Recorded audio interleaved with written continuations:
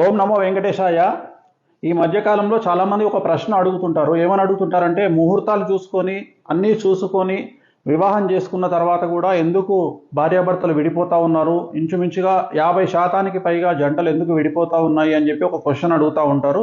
So వాళ్ళందరికీ సమాధానము ఈ వీడియో చేస్తూ ఉన్నాను. చాలామంది పండితులు కొంతమంది ధైర్యం లేక భయంతో ప్రాబ్లంగా చెప్పలేక, అంటే విడాకులు జరుగుతాయి లేదా వైధవ్య ప్రాప్తి ఉంది అని బయటికి చెప్పలేక ఏదో ఒకటి చెప్పి చాలా బాగుంది అని చెప్పడానికి అవకాశాలు చాలా వెతుక్కుంటున్నారు. సో అలాంటి వారి కోసం వాళ్లకు మీరు ప్రశ్న వేసే విధంగా, అంటే సామాన్యమైనటువంటి జనాలు మీరు ఎవరైనా సరే ఈరోజు జాతకాలను విశ్లేషించాలంటే చాట్ జీపీటీ కానీ జెమిని కానీ ఏదైనా చెప్తా ఉంది. సో మీరేం చేయాలంటే మీ జాతకాన్ని ఆన్లైన్లో తీసుకొని మీ డేట్ ఆఫ్ బర్త్ టైం కొట్టినప్పుడు మీకు ఒక లగ్నం వస్తుంది.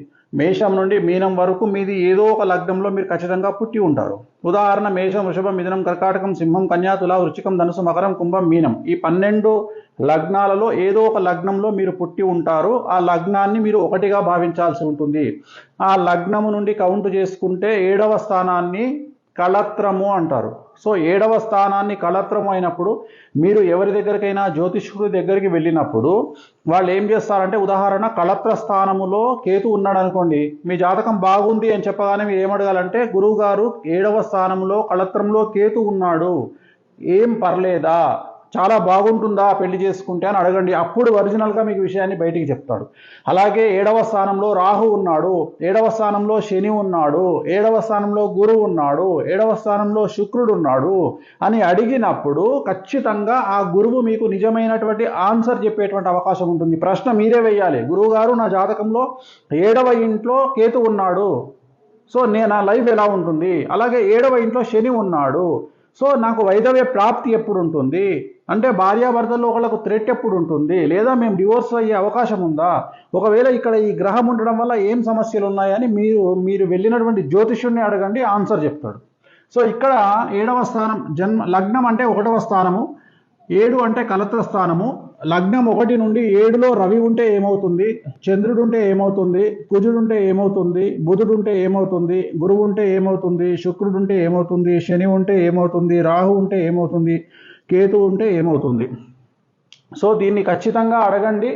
సో జనరల్గా వీటిల్లో మీకు మామూలుగా తెలిసినవి కుజుడు ఉంటే ప్రాబ్లము, శుక్రుడు ఉంటే ప్రాబ్లము, శని ఉంటే ప్రాబ్లము, రాహు ఉంటే ప్రాబ్లము, కేతు ఉంటే ప్రాబ్లము, ఇవి మామూలుగా ఎవరైనా చెప్పగలుగుతారు.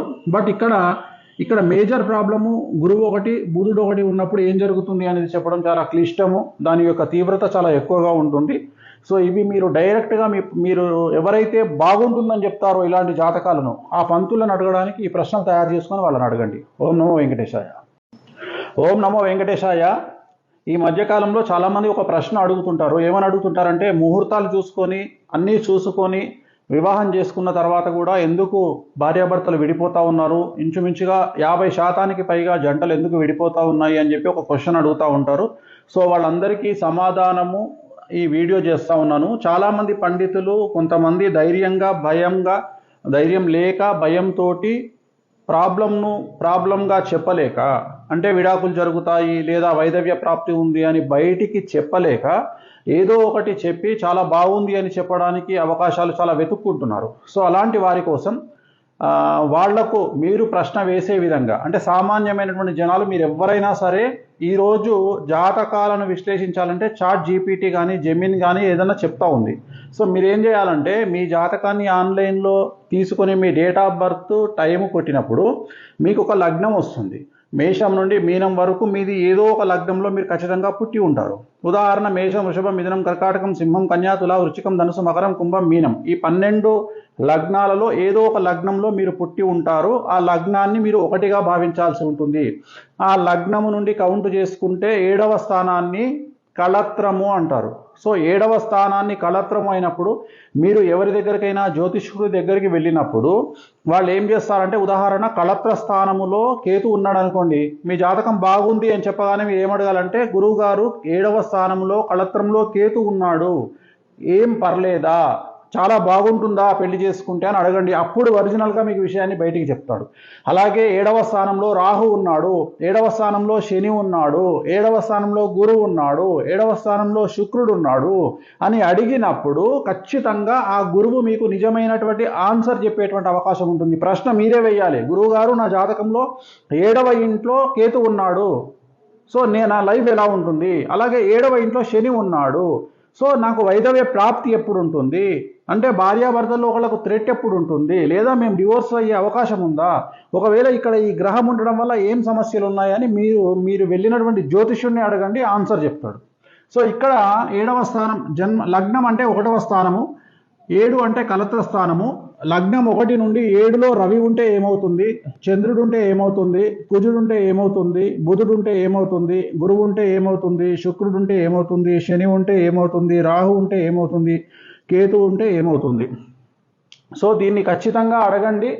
సో జనరల్గా వీటిల్లో మీకు మామూలుగా తెలిసినవి కుజుడు ఉంటే ప్రాబ్లము, శుక్రుడు ఉంటే ప్రాబ్లము, శని ఉంటే ప్రాబ్లము, రాహు ఉంటే ప్రాబ్లము, కేతు ఉంటే ప్రాబ్లము. ఇవి మామూలుగా ఎవరైనా చెప్పగలుగుతారు. బట్ ఇక్కడ మేజర్ ప్రాబ్లము గురువు 1 బుధుడు 1 ఉన్నప్పుడు ఏం జరుగుతుంది అనేది చెప్పడం చాలా క్లిష్టము, దాని యొక్క తీవ్రత చాలా ఎక్కువగా ఉంటుంది. సో ఇవి మీరు డైరెక్ట్గా మీరు ఎవరైతే బాగుంటుందని చెప్తారో ఇలాంటి జాతకాలను, ఆ పంతులను అడగడానికి ఈ ప్రశ్నలు తయారు చేసుకొని వాళ్ళని అడగండి. ఓం నమో వెంకటేశాయ.